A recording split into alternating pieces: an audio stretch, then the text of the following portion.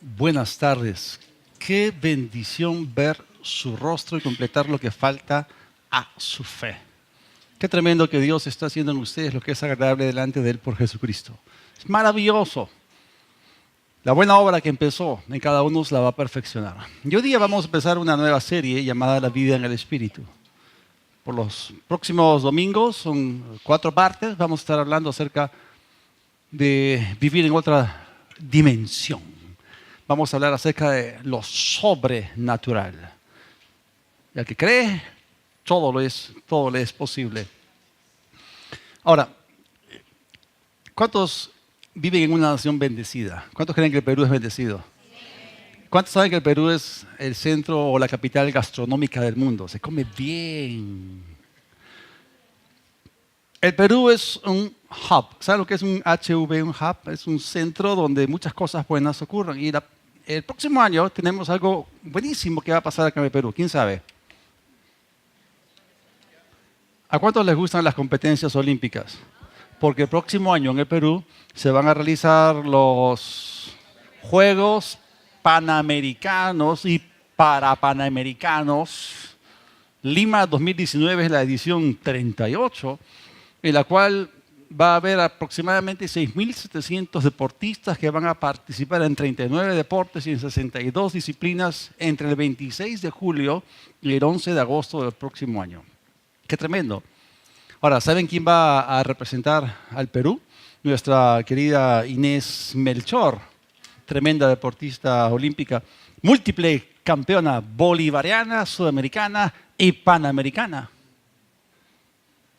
Ahora, cuando hay este tipo de eventos, por ejemplo, en los mundiales siempre hay una mascota, ¿no? Bueno, ellos han decidido aquí que también el próximo año para los panamericanos va a haber una mascota. ¿Saben cómo se llama esa mascota? Se llama Milko. Ahora, en esta imagen que estoy mostrando, Milko está participando de una maratón con una antorcha encendida en su mano derecha. ¿La ven o no? Ok. Hablando acerca de maratones, una maratón olímpica es una carrera de larga distancia. Estamos hablando de estrictamente 42 kilómetros con 195 metros, que tuvo su origen, por supuesto, en Maratón, Grecia. Y los griegos amaban las competencias. Ellos tenían diferentes competencias olímpicas. El apóstol Pablo tenía predilección por utilizar las competencias olímpicas de los griegos como ilustraciones en sus epístolas. 1 Corintios 9 nos habla acerca de que la vida cristiana es como una maratón. Él nos habla acerca de una carrera espiritual que tú y yo tenemos que correr. Pero bueno, dentro de las competencias griegas había una especial. Los griegos tenían en sus Juegos Olímpicos una carrera que era única. El ganador no era el corredor que llegaba primero a la meta, sino que era el corredor que llegaba a la meta con su antorcha aún encendida. Ahora, si nos ponemos a pensar a fondo los detalles, las características que debían poseer los participantes en esta clase de carrera, o sea, por un lado tenías que estar preparado físicamente, tenías que estar listo para competir y no podías embalarte, porque ya saben, una maratón, cuando hablamos de una maratón, estamos hablando de algo que te va a tomar mucho tiempo, no es una competencia de 100 metros planos que haces en menos de 10 segundos, en 9 segundos, según el récord mundial. Pero acá estamos hablando de algo que es largo, tienes que tener aguante, tienes que tener resistencia, pero al mismo tiempo no puedes embalarte porque ¿y qué tal si el viento apaga tu antorcha? Entonces la segunda característica aquí es que ellos tenían que llegar al final o a la meta con su antorcha encendida. Y bueno, esta competencia griega también es una buena ilustración para la vida cristiana. Jesús dijo en Lucas 12:35, estén ceñidos sus lomos y sus lámparas encendidas. Ahora, cuando Jesús habla verdad. Él es la verdad. ¿Okay? Él dijo, Padre, tu palabra es verdad, santifícalos en tu verdad. Jesús siempre nos habla la verdad, nos dice la verdad. El asunto es que el formato muchas veces puede variar. La palabra de Dios es toda la verdad. La Biblia contiene toda la verdad.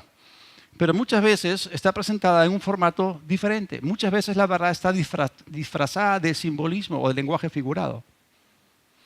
Jesús, como el mejor maestro de toda la historia, y el Espíritu Santo, el maestro interior que tenemos dentro, utilizan muchas figuras, hay mucho lenguaje figurado en la Biblia. Entonces la verdad muchas veces viene disfrazada. Y no debemos cometer el error de confundir lo literal con lo simbólico o lo simbólico con lo literal. Estaríamos cometiendo un grave error hermenéutico o de interpretación.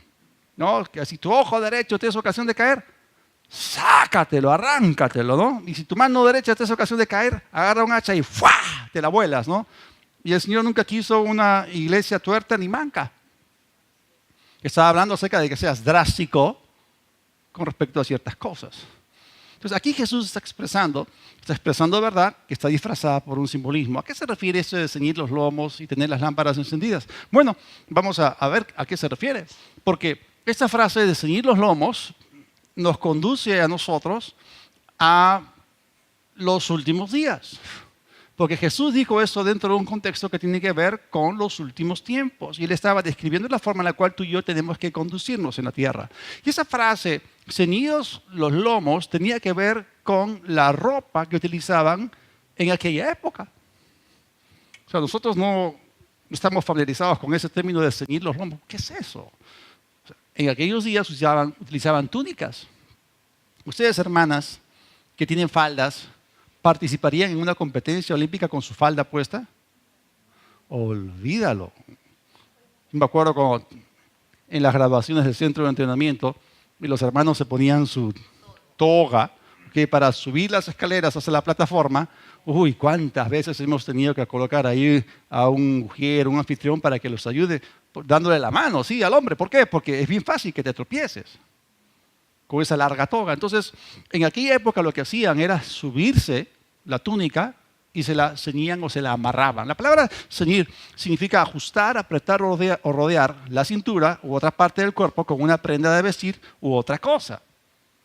Ceñir los lomos significaba recoger los extremos de las vestiduras en una faja o cinto para caminar libremente y rápido. Entonces, esta actitud de ceñir los lomos en la Biblia representaba el estar listos o preparados para salir y actuar.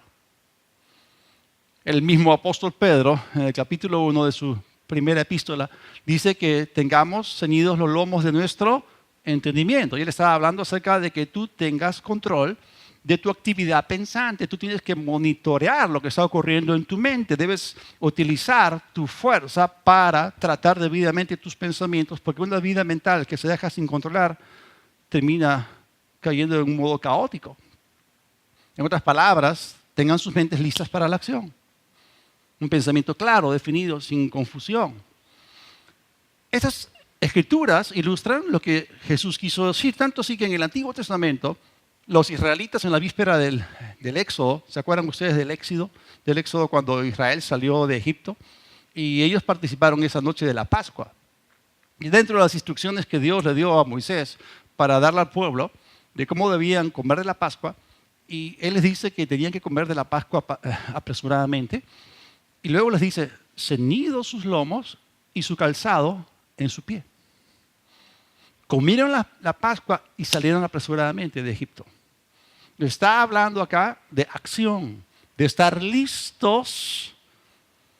Eso es bien interesante. Ahora, la otra parte de lo que Jesús estaba diciendo, de tener las lámparas encendidas, uno podría pensar, bueno, se refiere a llevar una linterna o una lámpara de aceite, pero en realidad acá está hablando de una vida espiritual activa, alerta en comunión con Dios. La Biblia llama lámpara al espíritu humano. Proverbios capítulo 20, versículo 27. El espíritu del hombre es la lámpara del Señor que examina o que escudriña hasta lo más profundo o recóndito de nuestro ser. Entonces nuestro espíritu es llamado en la Biblia una lámpara, algo que se puede encender. Entonces cuando Jesús dijo que estén ceñidos sus lomos y encendidas sus lámparas, Él estaba llamando a sus discípulos a aquello justamente que vamos a tratar en esta serie, a la vida en el Espíritu, en la cual andamos en el Espíritu, somos guiados por el Espíritu de Dios. Y para empezar esta serie vamos a remitirnos al pasaje central de la misma, que está basado en Gálatas 6, los versículos Gálatas 5, desde el versículo 16 hasta el 25. Digo pues, anden en el Espíritu y así jamás satisfarán los malos deseos de la carne. Porque la carne desea lo que es contrario al espíritu y el espíritu lo que es contrario a la carne. Ambos se oponen mutuamente para que no hagan lo que quisieran. Pero si son guiados por el espíritu, no están bajo la ley. Ahora bien, las obras de la carne son evidentes. Estas son fornicación, impureza, desenfreno, idolatría, hechicería, enemistades, pleitos, celos, ira, contiendas, disensiones, partidarismos, envidia, borracheras, orgías y otras cosas semejantes a estas, de las cuales les advierto, como ya lo hice antes, que los que hacen tales cosas no heredarán el reino de Dios. Pero el fruto del Espíritu es amor, gozo, paz, paciencia, benignidad, bondad, fe, mansedumbre y dominio propio. Contra tales cosas no hay ley, porque los que son de Cristo Jesús han crucificado la carne con sus pasiones y deseos. Ahora que vivimos por el Espíritu, andemos en el Espíritu. Ahora, en esta serie, La vida en el Espíritu, vamos a tener 4 partes. Estamos hablando de 4 domingos y que están basadas esas 4 partes en este pasaje. Y la vida en el Espíritu tiene 4 partes. La primera parte, la cual tocamos hoy día, es vivos por el Espíritu, basados en el versículo 25. La segunda parte, el próximo domingo, es andando en el Espíritu, basado en el versículo 16 y también el 25. La tercera parte es guiados por el Espíritu, basados en el versículo 18. Y la cuarta parte es produciendo el fruto espiritual, esto basado en los versículos 22 y 23. Hoy día nos toca la primera parte, que es vivos por el Espíritu, y esto lo derivamos justamente de Gálatas 5:25, donde dice: ahora que vivimos por el Espíritu, andemos en el Espíritu. Ahora, ya hemos visto que la vida cristiana se vive en el Espíritu, porque en la Biblia el espíritu humano es llamado lámpara, es representado por la figura o símbolo de una lámpara o de una antorcha. Por favor, repitan conmigo: mi espíritu es como una lámpara. Ahora, una lámpara puede estar encendida o puede estar apagada. Es interesante que esta analogía la establece la palabra de Dios. Tenemos que respetar los símbolos de la Escritura. Y esto, cuando la Biblia se refiere al ser humano, lo llama árbol, que es como un árbol plantado junto a corrientes de aguas, pero también la Biblia llama a la persona lámpara, porque el hombre es un ser espiritual, tiene un alma y vive dentro de un cuerpo. En Proverbios 13, versículo 9, dice: la luz de los justos brilla intensamente. O sea, está hablando de algo que brota desde adentro, o sea, desde el interior de la persona hacia el exterior. La luz de los justos brilla intensamente. Son como lámparas encendidas. Tienen luz, son luz, poseen luz y brillan mucho. Pero los malvados son como lámpara apagada. O sea, acá vemos que hay personas en este mundo que están encendidas y otras que están apagadas.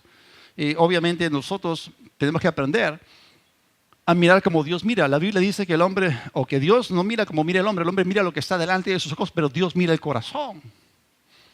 Dios mira la lámpara humana. Y nuestra carne es un velo. Tarde o temprano, lo que está adentro se va a notar afuera. Por más de que tú finjas, si hay oscuridad adentro, eso se va a ver fuera. Pero tu espíritu es como una lámpara, encendida o apagada. Ahora, ¿de qué depende que la lámpara o espíritu humano esté encendido o apagado? El único que puede encender la lámpara espiritual del hombre es Dios. En la Biblia, la luz representa vida. En Juan, el capítulo 1, en el versículo 4, el apóstol Juan está hablando acerca de Jesús y él escribió lo siguiente: en él, esto es en Jesús, estaba la vida, y la vida era la luz de los hombres. Por eso Jesús es llamado en la Biblia espíritu vivificante.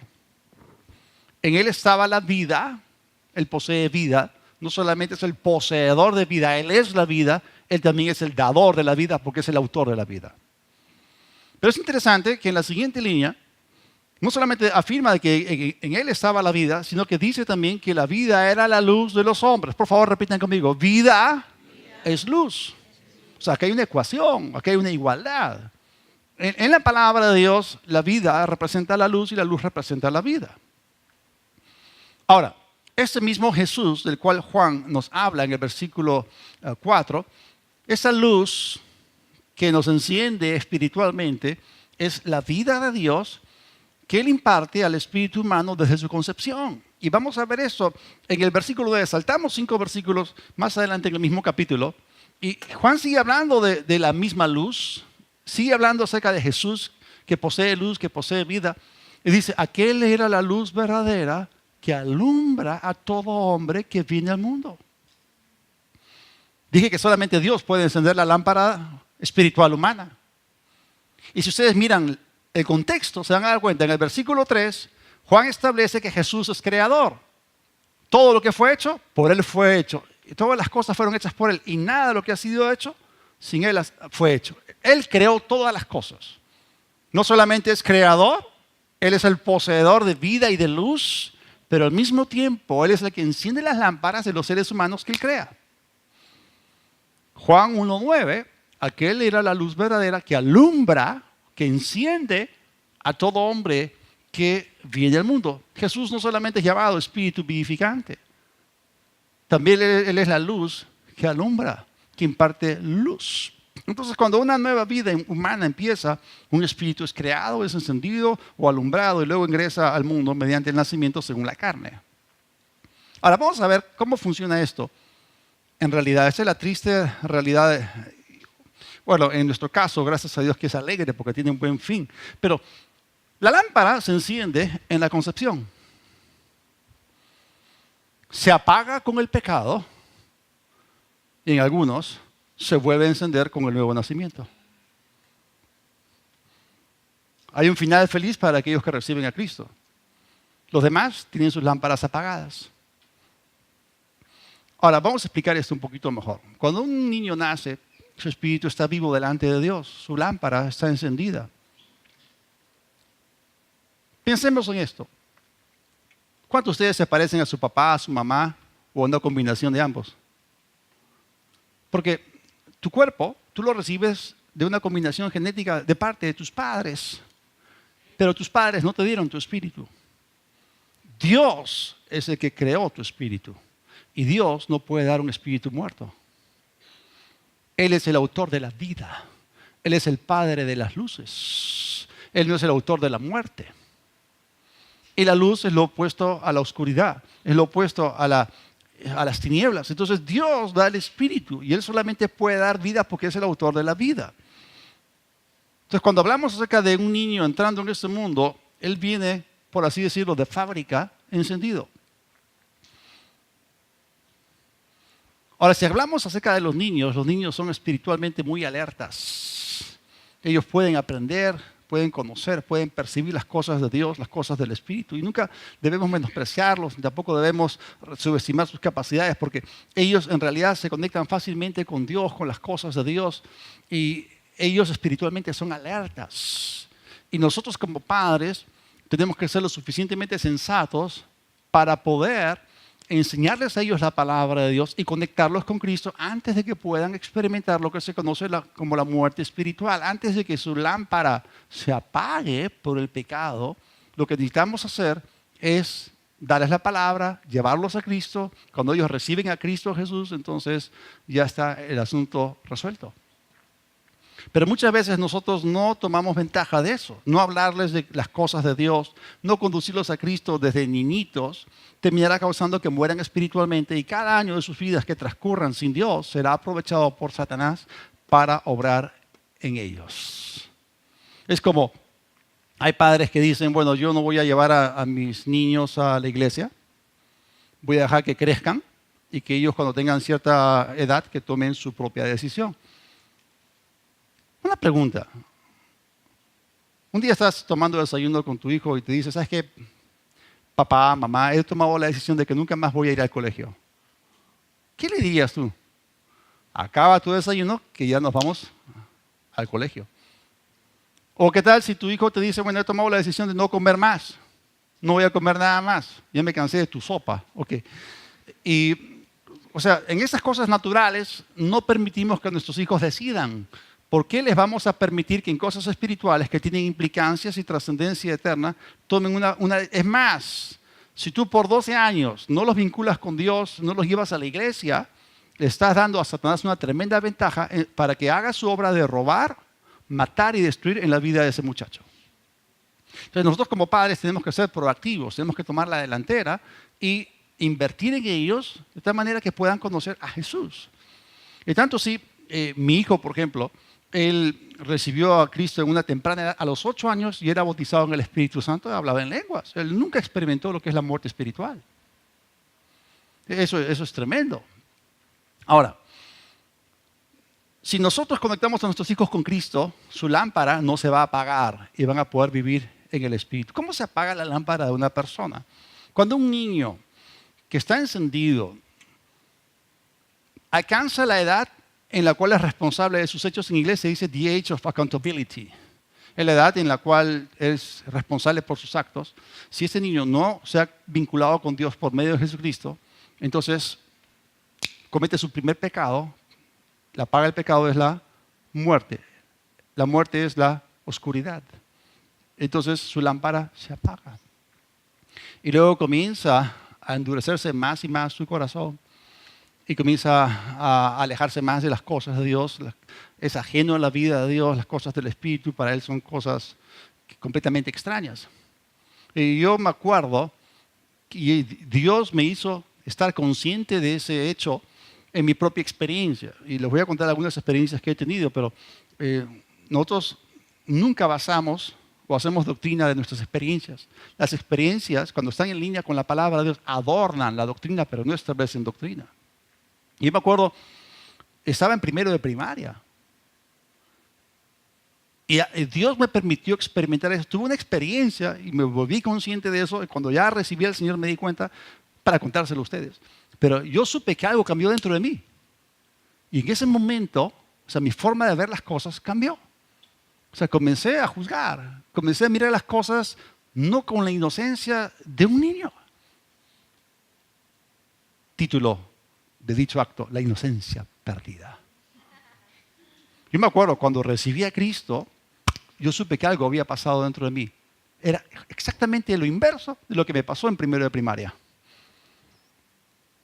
Y a partir de ahí empecé en un descenso moral.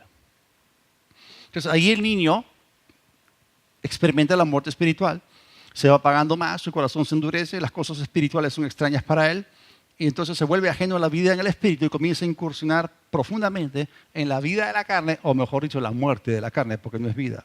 Entonces la persona termina aterrizando en un estilo de vida de muerte, porque el ocuparse de la carne es muerte. ¿Alguna vez han visto una pila de 1.5 voltios? ¿O una batería de 9 voltios? ¿Una batería de carro de 12 voltios?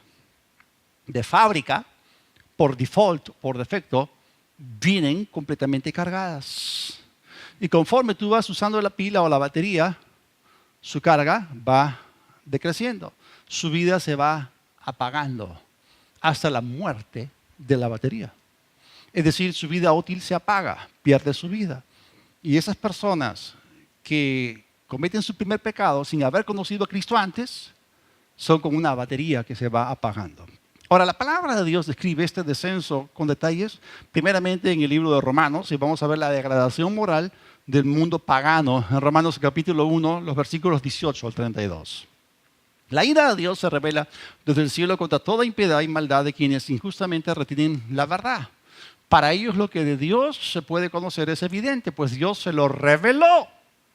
Porque lo invisible de Dios, es decir, su eterno poder y su naturaleza divina, se hacen claramente visibles desde la creación del mundo y pueden comprenderse por medio de las cosas hechas de modo que no tienen excusa. Ahora, ¿qué es lo que ellos detienen con injusticia? La verdad. ¿Pero qué verdad? La verdad de la existencia de Dios. Es algo que nuestro mundo moderno está negando una y otra vez. Lo que quiero decir es que Dios, por default o por defecto o de fábrica, ha puesto en el espíritu del hombre el conocimiento de que existe un Dios. Tú entras en este mundo con un mensaje en tu bandeja de entrada. La verdad de la existencia de Dios. Otra vez me remito a lo que me pasó de niño. De niño tuve varias experiencias con Dios. Una de ellas es que yo sabía, desde que tengo uso de razón, yo sabía acá adentro, desde niño, que Dios existía. Y a mí cuando mis padres me hablaron de Dios no me notificaron nada nuevo, ni tampoco en el colegio, ni tampoco en la iglesia. Más bien confirmaron lo que yo sabía. Es más, yo también sabía que Dios quería algo conmigo. Yo sabía que yo estaba llamado para servir a Dios. Lo supe, siempre lo supe.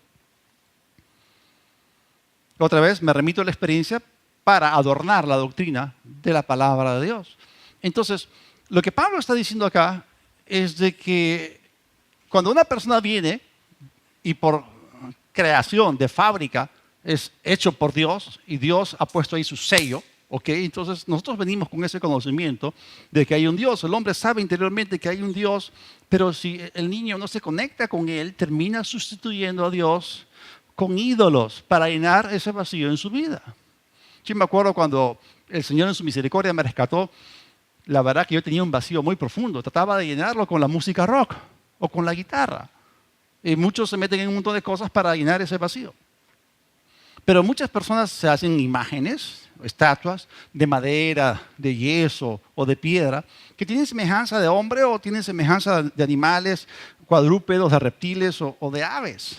Pero lo que Pablo está diciendo en este pasaje es que Dios con la creación visible nos ha dado una lección visual y objetiva de la existencia de las cosas invisibles. Es decir, la gente puede entender mediante las cosas visibles el origen de todo que tuvo su lugar en el mundo invisible.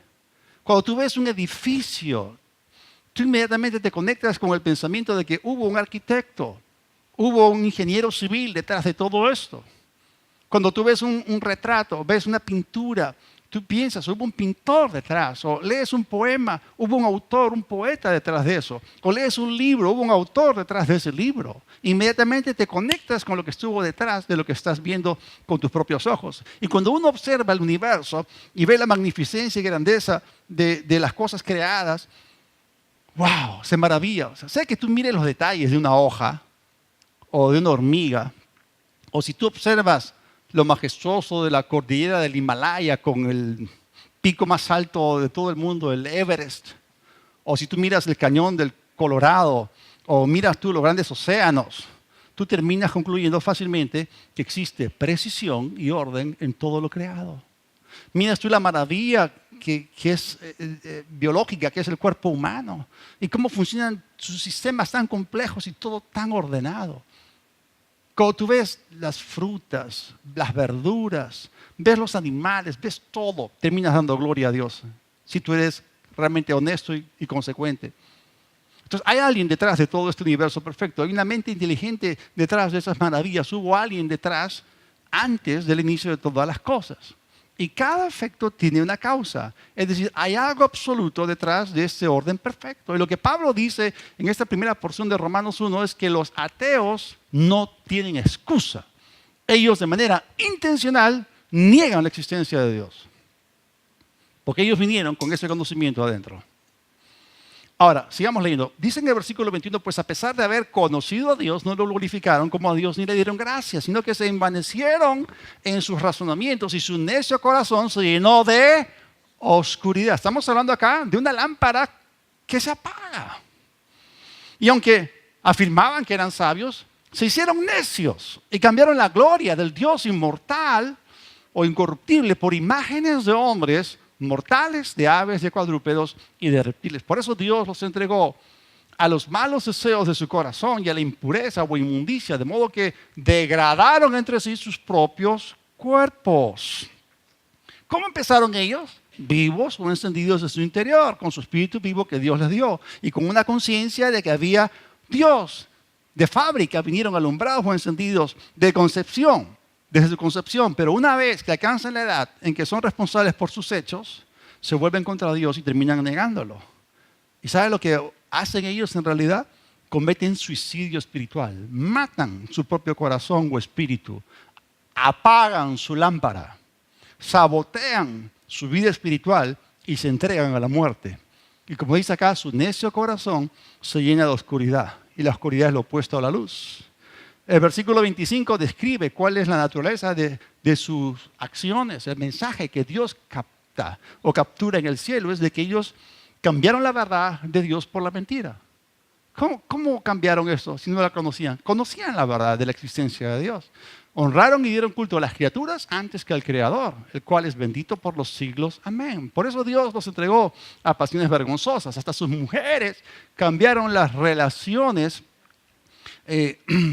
naturales por las que van en contra de la naturaleza. De la misma manera, los hombres dejaron las relaciones naturales con las mujeres y se encendieron en su lascivia unos con otros. Y aquí surge la comunidad LGTB, que está de moda. Pero ¿cómo lo llama Dios?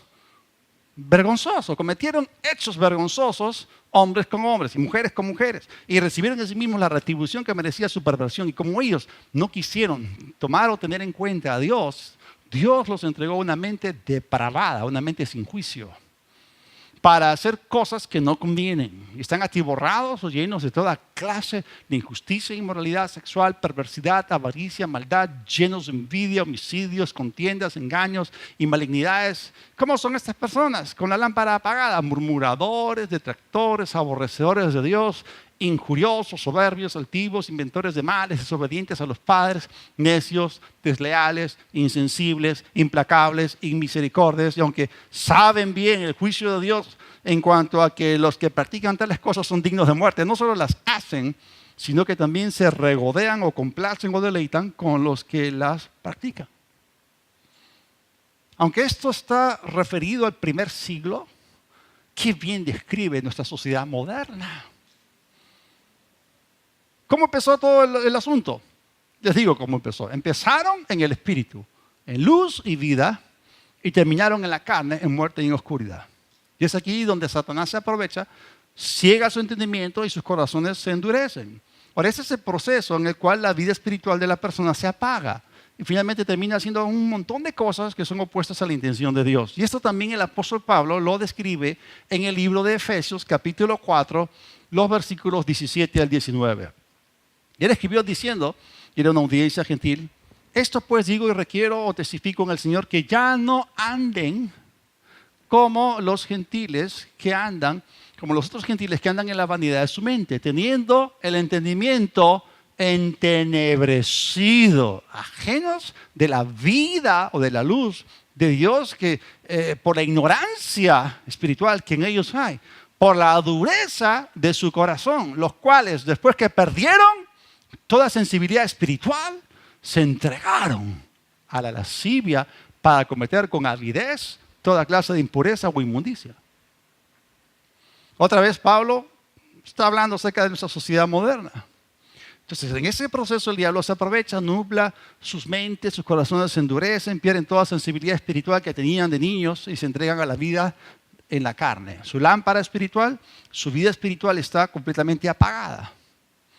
Ahora, ¿quién fue el primero en experimentar este trago amargo? El primero que experimentó esta amargura fue Adán. El día que Adán pecó en el huerto del Edén, desobedeció a Dios, en ese momento las luces espirituales se apagaron dentro. Apagón dentro. Se desconectó de la vida de Dios, cayó del espíritu a la carne, cayó de luz a oscuridad, cayó de vida a muerte. Y él colocó o estableció la base para que todas las demás lámparas que descendían de él también se apagasen. Él fue el que tocó la pelota para empezar el partido. Él fue el que estableció el patrón de pecar y morir, o el patrón de desobedecer y apagar la lámpara. Es trágico. Él fue el primero que experimentó este apagón, esta desconexión terrible, ¿no? Se sintió miserable en ese momento. Ahora, esto es trágico y todo eso, pero gracias a Dios que hay salida a esta situación, porque en Romanos 5, que habla de la desobediencia del primer Adán, también habla de la obediencia del segundo Adán, Jesucristo, y es allí donde Jesús provee la base para que todo aquel que en él cree vuelva a ser encendido. Gracias a Dios por la gracia de Dios que viene y rescata al hombre y lo reenciende.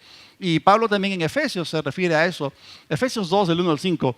Hace tiempo ustedes estaban espiritualmente muertos o apagados a causa de sus pecados y sus ofensas contra Dios. Antes vivían pecando igual que todo el mundo y se dejaban guiar por el que gobierna las fuerzas de maldad que están en el aire y que todavía actúa por medio de los que desobedecen a Dios. Todos nosotros vivíamos así antes. Nuestra forma de vida era complacer los deseos perversos de nuestra naturaleza carnal. Acá está describiendo la lámpara apagada y está hablando de la vida en la carne. No es la lámpara encendida que participa de la vida en el espíritu. Y dice, hacíamos cualquier cosa que la naturaleza carnal deseara o que la mente pudiera imaginar.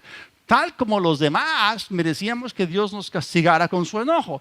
Pero la compasión de Dios es muy grande y Él nos amó con un inmenso amor. Estábamos muertos espiritualmente o apagados espiritualmente a causa de nuestras ofensas contra Dios, pero Él nos dio vida o nos dio luz al unirnos con Jesucristo. Fíjense, ustedes fueron salvos solo gracias a la generosidad o a la gracia de Dios. Entonces la vida en el Espíritu empieza con el nuevo nacimiento. Ahí tenemos un nuevo inicio en esta vida y somos recreados por la palabra y por el Espíritu Santo. Pasamos de muerte a vida y de oscuridad o tinieblas a luz. Y es allí donde Jesús, el Cordero de Dios, quita el pecado, quita la muerte de nosotros y Él nos da su propia vida. Imparte su vida a cada uno de nosotros y somos alumbrados. En ese momento somos renacidos y la vida de Dios y la luz de Dios nos son impartidas. Esta mañana estábamos cantando una canción. Dice, como el sol brillando en majestad, en color, transformó la oscuridad. Nuevo soy, encontré mi identidad, vida tú me das. Y eso que estábamos cantando hoy día, la palabra de Dios lo registra en 2 Corintios 4:6, donde el apóstol Pablo tiende un puente hacia lo que ocurrió en Génesis 1. En el versículo 2, cuando la tierra estaba desordenada, confusa, vacía, en hebreo se dice tohu vabohu, y Dios habló y dijo, ¡sea la luz! ¿No? Entonces, y él lo conecta con el hecho de que somos regenerados o somos renacidos o recreados. Dice, porque Dios que mandó o que dijo que de las tinieblas brillase la luz o resplandeciese la luz, es el que resplandeció en nuestros corazones para iluminación del conocimiento de la gloria de Dios en la faz o el rostro de Jesucristo. ¡Qué maravilloso! Repitan conmigo, yo soy ahora una lámpara encendida. Tengo la vida de Dios en mí. ¡Qué maravilloso! Ahora, esto lo escribió Pablo, pero Jesús se anticipó y hemos visto que Juan habló acerca de él, que en él estaba la vida y la vida era la luz de los hombres, o en él estaba la luz y la luz era la vida de los hombres, como quieran decirlo, pero Jesús mismo habló acerca de sí mismo diciendo lo siguiente, Juan 8:12. Jesús una vez más le habló a la gente diciendo, yo soy la luz del mundo, el que me sigue no andará en oscuridad, porque tendrá la luz de la vida. Otra vez vemos la relación entre luz y vida. Entonces es posible que una persona esté encendida como lámpara y que tenga la vida de Dios. Es posible. Cuando tienes al Hijo, tienes la vida. El que tiene al Hijo, tiene la luz. Entonces estamos vivos por el Espíritu porque el Señor es Espíritu vivificante. Dios nos dio su vida al unirnos con Jesucristo. Él es la vid, nosotros somos las ramas y participamos de su vida. Esta unión, el apóstol Pablo la describe en 1 Corintios 6:17. Dice, pero el que se une al Señor, un espíritu o es un espíritu con Él. Entonces, nuestra unión con Dios es una unión de vida. Nos unimos a Él en vida en el momento en que somos regenerados y recibimos la vida de Dios. Y así como Él vive por su Espíritu, también nosotros vivimos por su Espíritu. Este es el lazo de la vida. Allí participamos de la vida de Dios, de una vida con Dios por su Espíritu. Esta es una unión interna, es una unión espontánea, porque esta nueva vida es la vida de Dios. Así que gracias a Dios que tú y yo estamos vivos y encendidos espiritualmente por el Espíritu de Dios que vive en nosotros. Por favor, repitan conmigo, vamos a hacer una confesión. Tengo la vida de Dios en mí. Tengo una nueva naturaleza. Tengo su habilidad. Tengo su fortaleza. Su sabiduría en mí. Tengo la luz de la vida dentro. No andaré en oscuridad. Y aunque estoy rodeado del valle de sombra de muerte, no temeré mal alguno, porque tengo la luz interior. Mi lámpara es encendida y camino en la vida de Dios. Amén. Caminamos en la vida de Dios porque estamos encendidos con su propia vida. Ahora, una batería descargada está sin vida. ¿Y qué pasa con aquellos que no han recibido a Cristo? Son como lámparas apagadas, como baterías descargadas, y el que no tiene el Espíritu Santo está muerto y apagado y no puede vivir la vida en el Espíritu porque está confinado para vivir la muerte de la carne. Y el apóstol Pablo en Romanos 8, los versículos 9 y 10 nos habla acerca de esto. Romanos 8, 9 y 10. Sin embargo, ustedes no están en la carne, sino en el Espíritu. Si en verdad el Espíritu de Dios habita en ustedes. Pero si alguien no tiene el Espíritu de Cristo, el tal no es de él. Y si Cristo está en ustedes, aunque el cuerpo esté muerto a causa del pecado, sin embargo el Espíritu está vivo o es vida a causa de la justicia o a causa de la justificación. Entonces nuestro espíritu está vivo, ha sido justificado y vivificado. Hemos recibido la justicia de la vida que nos libró del pecado de la muerte. ¡Wow! Ahora, vamos a regresar al principio, vamos a recapitular, voy a darle la vuelta a todo. Vamos a volver a las dos escrituras básicas y esenciales de esta parte. Otra vez, Lucas 12:35. Jesús dijo, estén ceñidos sus lomos y sus lámparas encendidas. Y Pablo escribió diciendo en Gálatas 5:25, ahora que vivimos por el Espíritu, andemos en el Espíritu. ¿Cómo se aplica todo esto? Ya que nuestra lámpara está encendida y que vivimos por el Espíritu, lo que nos toca hacer a nosotros es ceñir nuestros lomos y prepararnos para la acción. Prepararnos para andar en el Espíritu.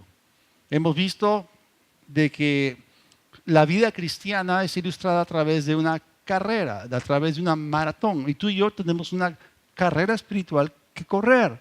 Y debemos correrla con nuestros lomos ceñidos y acabarla con las lámparas encendidas allí hasta el final. Entonces ahora tú y yo tenemos la base para hacerlo. Nos toca actuar y la próxima semana vamos a explicar qué es andar en el Espíritu, lo cual es parte de la vida en el Espíritu. Toda cabeza inclinada, todo ojo cerrado. Padre, te damos gracias. Porque tú has tenido misericordia de cada uno de nosotros. Cuando estábamos ciegos, Señor, tú nos abriste los ojos. Estábamos apagados, tú nos encendiste. Estábamos muertos, tú nos diste vida. Y Señor, disponemos nuestros corazones para caminar de tal manera que te agrademos, que correspondamos a ese amor que tú has tenido por nosotros. Señor, tenemos luz, tenemos vida, queremos brillar, queremos ser agentes de cambio. Y gracias por tu misericordia para con nosotros y tú nos usas poderosamente para tu gloria. En el nombre de Jesús. Ahora, si alguien está aquí y aún no ha recibido a Cristo, haga conmigo esta oración. Dios de los cielos, reconozco que te necesito. Jesús, perdona mis pecados. Enciende mi lámpara. Recibo tu perdón, tu vida. Gracias por la salvación. En tu nombre, amén.